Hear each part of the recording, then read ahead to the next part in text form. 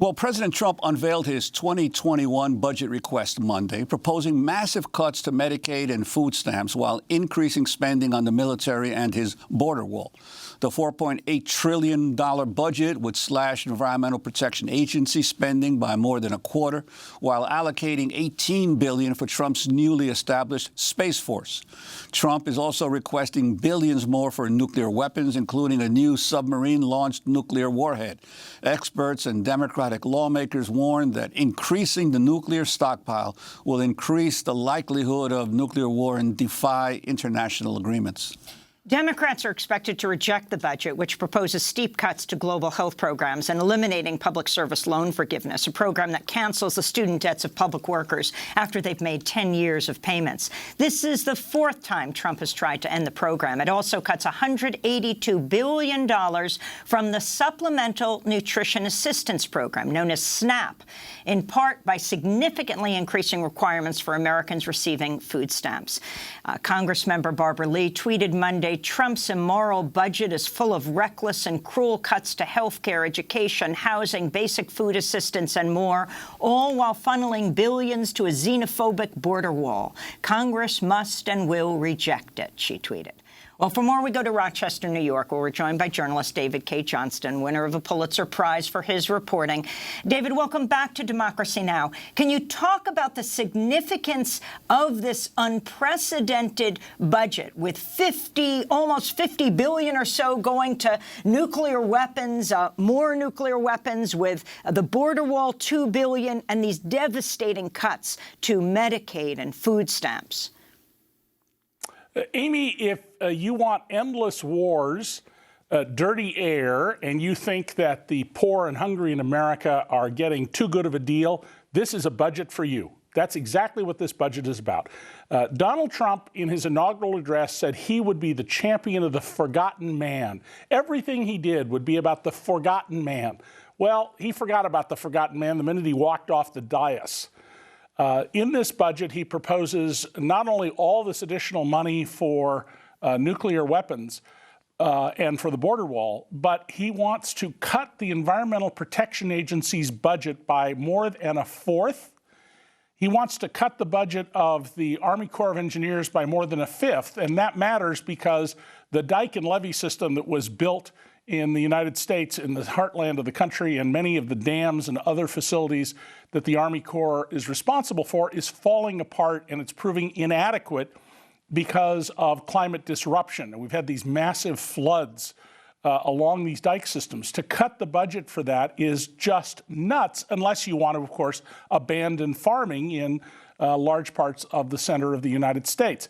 But going after food assistance is absolutely displaying what is really going on here. Donald Trump said he was going to drain the swamp. He has turned Washington into a paradise for the Wall Street swamp monsters that he told voters he was going to go after. And it's very clear that his idea of draining the swamp is getting rid of hardworking, serious people who are trying to make America better and replacing them with people who want to mine the economy and extract money from those down below because lots of billionaires feel they don't have enough money. And David, I want to ask you about the tax cut proposal of Trump's. We're seeing this movie repeatedly now over the last 50, 60 years of American history. The Reagan administration cut taxes and created massive deficits that then when Bill Clinton finally came into office, he was immediately hit. You got to do something about the deficit.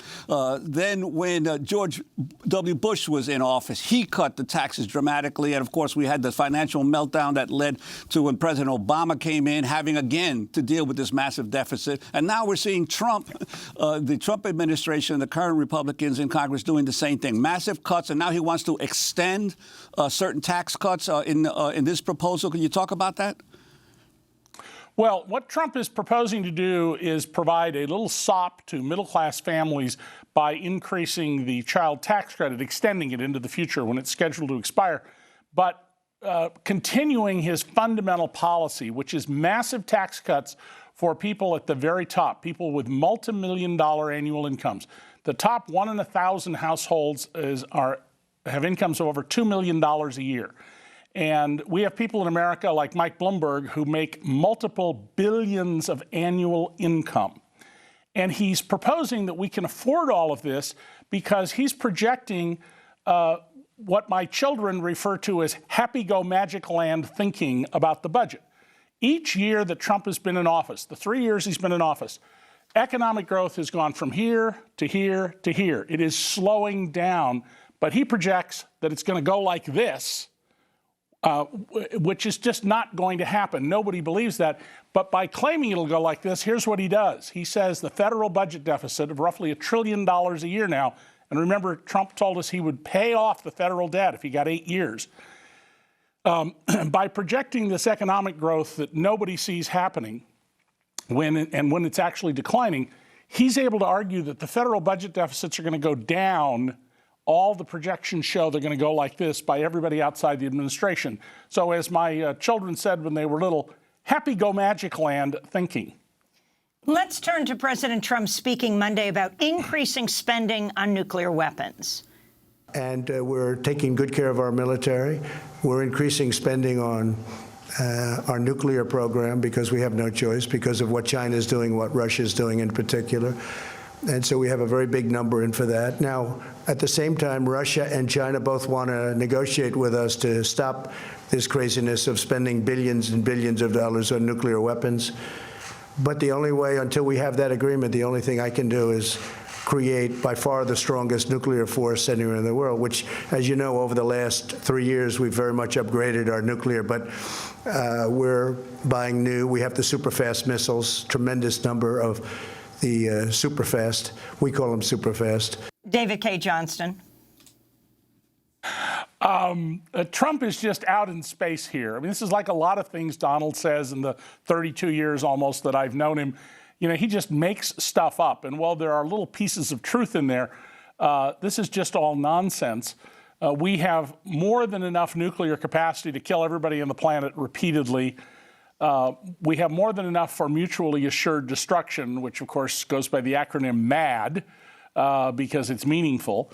And this is Trump simply not understanding the world. The man has no real capacity to understand things. You know, he claims to be the world's greatest expert on at least 23 subjects, but as various people in the White House have leaked out, when he's confronted with being asked something, he turns out to know absolutely nothing.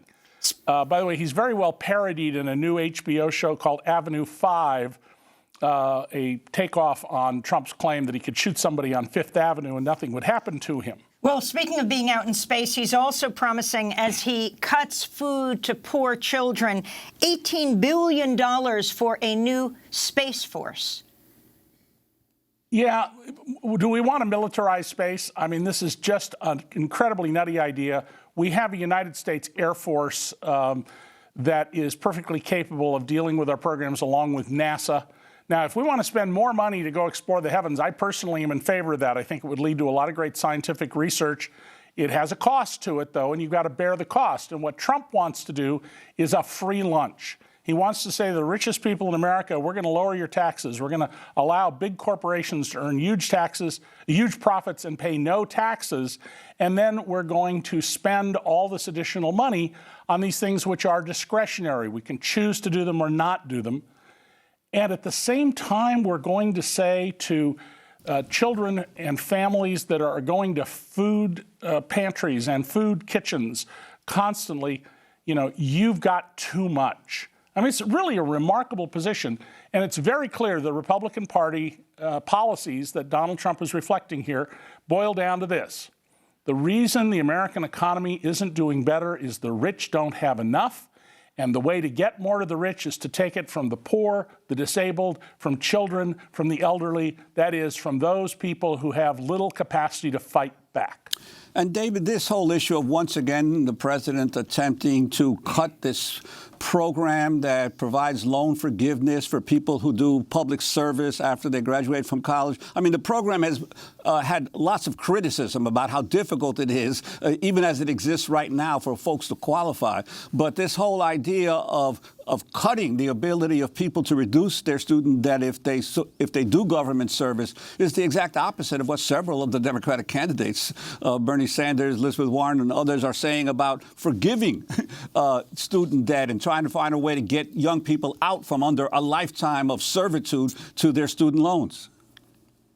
Yeah, Juan, I know people who have lots of gray in their hair who are still paying off their student loans. I was lucky enough to go to college when it was free. In today's money, I paid $120 a year in 2020 dollars to go to college back in the 60s. The real debate we need to be having is what level of education do we need to have a stable and prosperous society? If it's only 8th grade education, then let's get rid of high school. If it's college as the norm and graduate school for lots of people, then let's invest in that. Education is an investment in the future of the country.